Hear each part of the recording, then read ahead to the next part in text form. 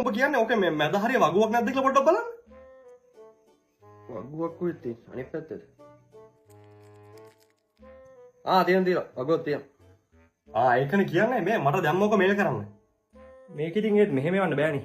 ඕක කොහොම එවන්න බෑ තමයි ඉස්සෙල්ලා ඕක ක්ලෝස් කරන්න ඕන. ක්ලෝස් කරලා එවන්න. ක්ලෝස් කරන්න. පොඩ්ඩේ.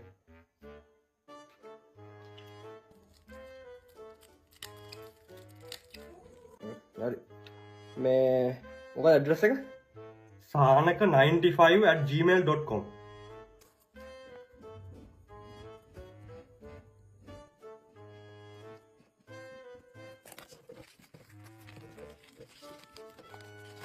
හරි දැම්ම දාන්න හොඳේ මට හදිස්සි. හරි thank you. හරි.